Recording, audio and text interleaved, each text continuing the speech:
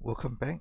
This is 6.2.3. We'll introduce a tables of pairs of Fourier transform. We'll go through some examples and discuss the properties. Let's look at the common DTFS and DTFT pairs. Typically, a table will be given such. A table will look like this. On the left, you have xn. So here will be the time sequence. In the middle here, x omega shows you the DTFT of this time sequence, and once in a while you have a condition. When this condition is true, then the DTFT exists. Let's examine the first one.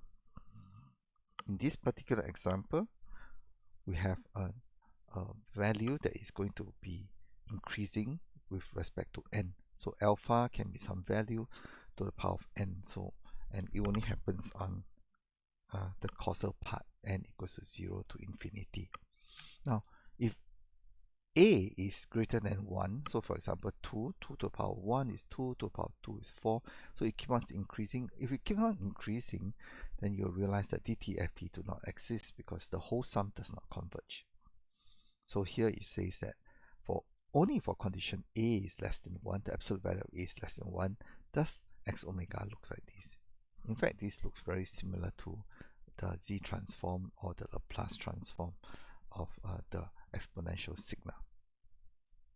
And you have more of these examples here, and typically in this course you can just use some of this lookup table unless the question explicitly asks you to derive from a given xn to x omega. Now, how do I know that these are aperiodic signal? Well, of course you can plot xn and then see that they are aperiodic, and therefore we are getting the x omega for an aperiodic sequence. But how do we quickly also realize that these are aperiodic sequence? Well, you know cosine and sine and ej omega naught n these are actually periodic signal.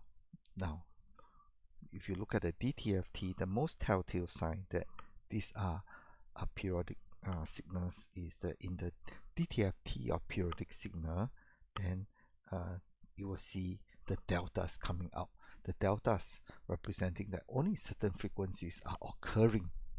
And when only certain frequencies are occurring and no other frequencies are occurring, then it basically shows you that even though x of omega is continuous, only some frequencies are happening, and only this particular frequency is happening because this particular frequency is periodic.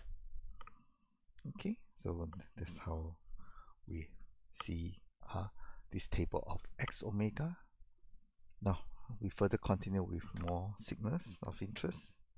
So this is of course the function, the most famous one of them all, where you have a function that is, what do you call that, non-zero at a certain value. So this is minus n and this is n, and then this is non-zeros over here, and then you have a sinc function. You also have a comb where this is simply this function over here. The comb and the Fourier transform, the DTFT of a comb is also another comb. And then you have the sinc function here. Notice that this is a sinc function, and then when you have a sinc function in the time, you also have a sinc function in the frequency.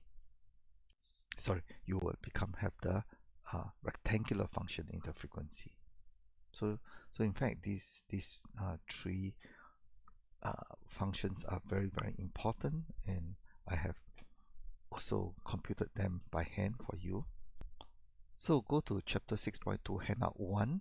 You'll see that I have derived the DTFT of these 7 functions for you, and please go ahead and take a look at how I derive them.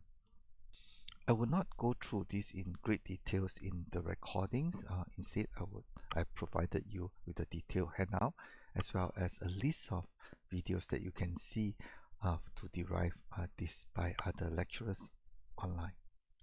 With that, I've completed the DTFS and DTFT transform pair along with this handout. Thank you.